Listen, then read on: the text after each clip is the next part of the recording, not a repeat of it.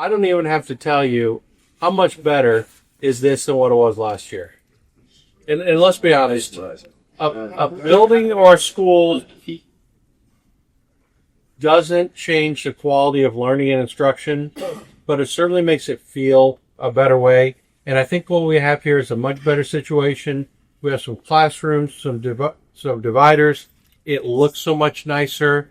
And when things look nicer, I think people feel valued and feel positive. So I'm really happy to reopen and rededicate this space. When we started it, it was how could we quickly get this going with what we had? And now I think this is a much better version of meeting our needs for how we're going to go forward. So I know we have lots of staff members and adults here, but all of this work is done for you guys. And you're important, and that's why we value you and want to do this. This is proof that we're never giving up on kids. We love you guys, even though when you don't think we do love you. We care about you. And here's the thing. I think you all understand life is hard and things happen. And some things have happened in your lives that maybe put you behind in credit or a situation that you're in, but we're not giving up on you. You could still graduate. We want you to graduate. We want to hand you your diploma, walk on, be a proud graduate of Groveport Madison Schools, and move on with your life and be happy and productive. That's really what we want. And I think this situation here is going to help you be comfortable here.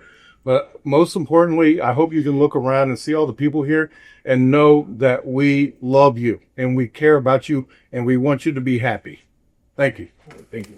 The goal of this alternative school from the very beginning has been to make it a place where students want to go, not that they just have to go where they're assigned to. And I think looking around here, you can see that that's what we're trying to do. I want to point out something incredibly important. The teachers who are here, they wanted to be here. They weren't assigned to be here. They've wanted to grow this, and they have all along. So they have a giant responsibility here that they have put their arms around and they love, and they want to continue to be here. And again, that's what we want. We want students to want to come here because it's an environment for them. Also, I want to point out that there are a lot of people in this room who are responsible for where we are today.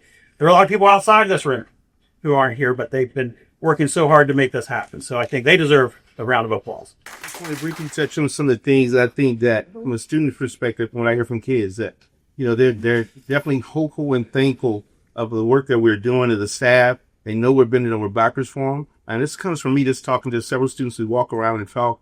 Kids are really hopeful and thankful. And to the point that we have 65, we're going to be meeting on 65 students here this morning, additional students that have potential coming over here starting next week. So again, there's a lot of energy, a lot of kids talking about the program. Again, it's coming from you all students who are having success. It's not from us. It's from you all.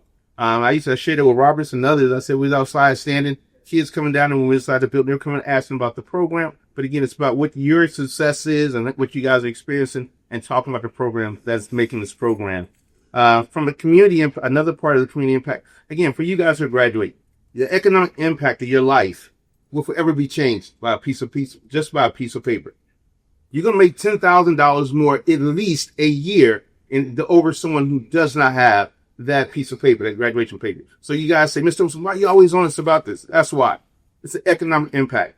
Again, from a personal standpoint, I told you guys, I'm just like you all.